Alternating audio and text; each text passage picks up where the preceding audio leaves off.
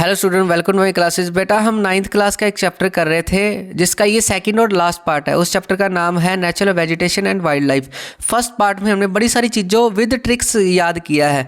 अगर आपने चैप्टर को सीरियसली और ध्यान से समझना है, आपको रट्टा लगाने की ज़रूरत नहीं पड़ेगी। ये देख लो, आपको विद ट्रिक्स अच्छी तरह समझ आ जाएगी। तो बेसिकली चैप्टर आगे शुरू करने से पहले मैं आपको बता दूँ, मैंने एक सीरीज़ शुरू की है जिसमें मैं आपके सेल्फ स्टडी के very short question answer, short question answer, long question answer line to line Hindi में समझाऊंगा। अगर आपने वो देखना है, समझना है क्वेश्चन को, कोई भी प्रॉब्लम है तो आप मेरे प्लेलिस्ट में जाके देख सकते हो और वीडियो के डिस्क्रिप्शन में भी मैं लिंक दे दूंगा। अगर डिस्क्रिप्शन में नहीं मिला तो आप प्लेलिस्ट में आपको वीडियो मिल ही जाएगी। तो आगे बात करते हैं मिट्टी और वेजिटेशन की, कि कौन कौन सी मिट्टी में कौन कौन से पेड़ पौधे पाए जाते हैं। तो सबसे पहले एग्जामिनेशन में आपको पूछा जा सकता है, सैंडी सोइल में जो मिट्टी जैसी होती है, सैंडी सोइल मतलब जो राजस्थान होती है, उसमें कौन से पाए जाते हैं वेजिटेशन। तो कैक्टस, आपको पता ही रेगिस्तान में कैक्टस होता है। वहाँ पर रेन कितनी होती है? 70 सेंटीमीटर वहाँ पर रेनफॉल पाई जाती है। उसके बाद आता है दूसरी वेजिटेशन, मैंग्रोव वेजिटेशन। मैंग्रोव मैंने पहले ही बता दिया, ठीक है। वेट और मार्शी सोइल मतलब जो गिल्ली और कीचड़ जैसी सोइल होती है, वहाँ पर इस टाइप की जो मैंने पिक्चर लगाई है ना यहाँ पर कार्टून टाइप, तो सेम ऐसे ही पेड़ पौधे होते हैं वहाँ पर, ठीक है। आई होप यहाँ तक आपको अच्छी तरह समझ आ गई, ठीक है। अगर समझ आ रही है तो please like share and comment. अगली है क्लाइमेट एंड वेजिटेशन। क्लाइमेट मतलब कौन कौन सा मौसम होता है, कैसी वेजिटेशन पाई जाती है। अगर गर्मी है तो वहाँ पर कौन सी क्या वेजिटेशन पाई जाएगी। अब हमने कुछ याद रखना है इन वेस्टर्न घाट्स, वेस्ट के घाटी इलाके में कौन कौन सी वेजिटेशन पाई जाती है। Covered with thick forest, thick मतलब बड़े ज़्यादा घने फॉरेस्ट होते हैं, क्योंकि जो एरिया होता है ना ये समुद्र के आसपास होता है, तो इसलिए यहाँ पर ड्यू टू रेनफॉल, अच्छी रेनफॉल होने के कारण यहाँ पर क्या है, बढ़िया पेड़ पौधे पाए जाएंगे। अब आप अपने आप ही ले लो, आपके पास अगर आप को शौक़ है गमले में आपको पानी अगर देते हो, ठीक है, तो क्या होता है आपका जो पेड़ पौधे जो भी आपने उगाया होता है, मनी प्लांट हो गया, वो अच्छी तरह ग्रो करेगा। अगर पानी डालोगे नहीं तो वो क्या सूख जाएगा। तो वेस्टर्न घाट में बढ़िया अच्छे से पाए जाते हैं। अब बात करते हैं स्लोप्स ऑफ हिमालय। स्लोप का मतलब क्या होता है? मान लो ये हिमालय है, उसकी ढलान जो ये वाला एरिया है, ये क्वेश्चन आ सकता है पेपर में, जो हिमालय की ढलानें हैं वहाँ पर कौन सी वेजिटेशन पाई जाती है। तो वहाँ पर अल्पाइन, ठीक है, अल्पाइन वेजिटेशन पाई जाती है ड्यू टू टेम्परेचर। वहाँ पर टेम्परेचर के कारण एक वेजिटेशन है, पेड़ पौधों का नाम है जो कौन सा है? अल्पाइन, ठीक है। तो इसको याद रखने का तरीका है, हिमालय में हम एनपल लिवे जो टॉफीज़ है वो खाई, ठीक है। तो अल्पाइन वेजिटेशन पाई जाती है, सेम एज इट इज़ दिखती है, और उनकी हाइट कितनी होती है? 951 हाइट सेंटीमीटर, ठीक है। एज इट इज़ ये आपको ऐसे याद रखनी पड़ेगी। आई होप यहाँ तक आपको अच्छी तरह समझ आ गया। उससे पहले कि बेटा अगर आपने ये नोट्स लेने हैं तो डिस्क्रिप्शन में उसका लिंक दे दूँगा। मेरे नोट्स विद माई लोगो और विदाउट माई लोगो भी डाउनलोड कर सकते हो। आप एक बार वीडियो देख लो और एग्जामिनेशन के टाइम आप नोट से रिवाइज कर लो कि यहाँ से सारा कुछ आपको 100% कवर हो जाएगा। उसके बाद ना दो तरह के फ्लावर होते हैं, एक फ्लावरिंग दो तरह के प्लांट होते हैं। एक होता है फ्लावर वाले प्लांट, एक होता है नॉन फ्लावर वाले प्लांट जहाँ पर फ्लावर उगता ही नहीं। तो बेसिकली नॉन फ्लावरिंग प्लांट आ जाते हैं। उसका नाम क्या है? FERNS, फर्न्स, ये जहाँ पर कुछ फ्लावर नहीं उगते।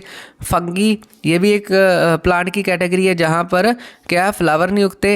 एल्गे, ठीक है, ये भी एक फ्लावर की टाइप है जहाँ पर प्लांट की टाइप है जहाँ पर फ्लावर नहीं उगते, ठीक है। तो इसको एज इट इज़ ही आपने याद रखना आएगा। उसके बाद इंपॉर्टेंट कॉन्सेप्ट आता है वन हॉर्न राइनो हॉर्स, एक सींग वाले गैंडे ऐसे दिखते हैं। वो कहाँ पर सबसे ज़्यादा पाए जाते हैं? असम और बंगाल, ठीक है। इसको आपने ऐसे ही याद रखना है, असम और बंगाल में वन हॉर्न राइनोस, ठीक है। तो इसको ऐसे ही याद रखना है। इसको याद रखने का तरीका क्या है?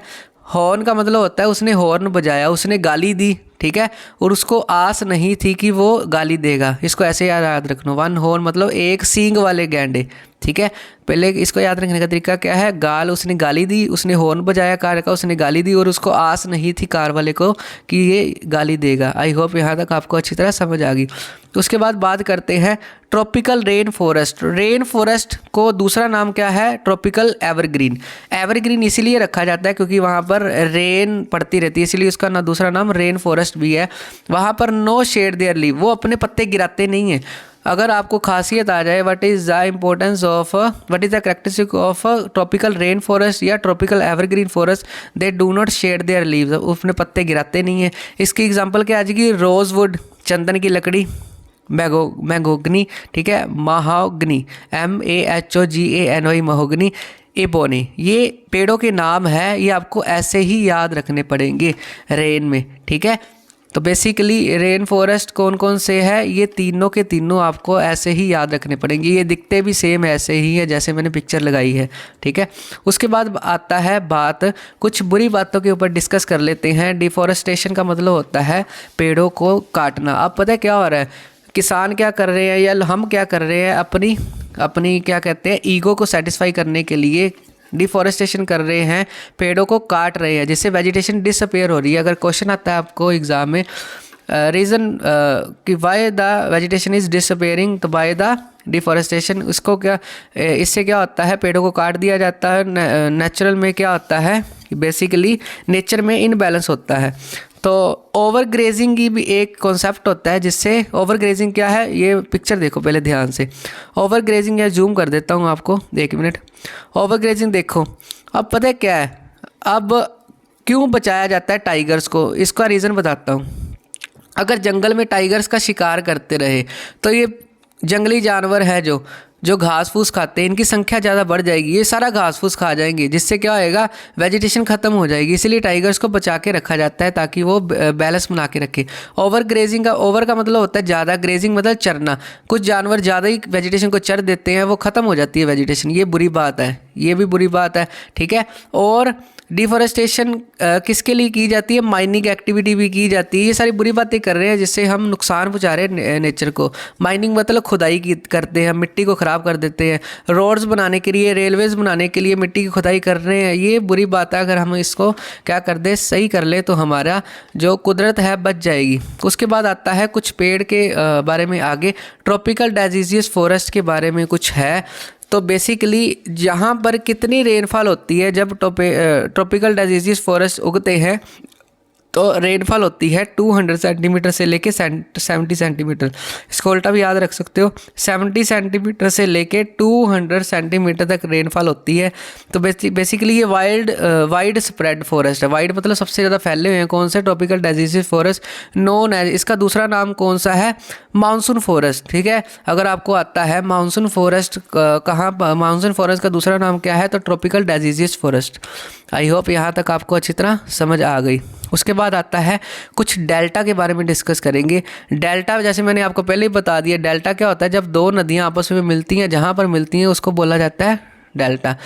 और गंगा नदी और ब्रह्मपुत्र नदी मिलके एक सुंदरबन डेल्टा बनाती है, जहाँ पर सुंदरी ट्रीज पाए जाते हैं। ये मैंने पीछे बता दिया, ठीक है। आई होप यहाँ तक आपको अच्छी तरह समझ आ गया।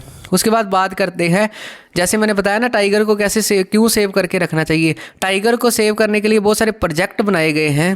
वो कहाँ पर है, गिर फॉरेस्ट गुजरात। गिर फॉरेस्ट गुजरात में जो टाइगर्स को गिरने से बचाता है, ऐसे याद रख लो। तो बेसिकली गिर फॉरेस्ट क्या करते हैं, टाइगर्स को बचा के रखते हैं। गुजरात में है, सौराष्ट्र में। इसको याद रखने का तरीका, रात को अगर सोओगे तो गिरोगे कभी नहीं, ठीक है। तो गिर फॉरेस्ट कहाँ पर है, गुजरात में। Found in Madhya Pradesh and West Bengal. ये जो टाइगर को बचाने के लिए बहुत सारे प्रोजेक्ट कहाँ पर फाउंड किए जाते हैं, कहाँ पर होते हैं, मध्य प्रदेश में और वेस्ट बंगाल में। आई होप यहाँ तक आपको अच्छी तरह समझ आ गई। उसके बाद लास्ट में कॉन्सेप्ट आता है एनिमल्स।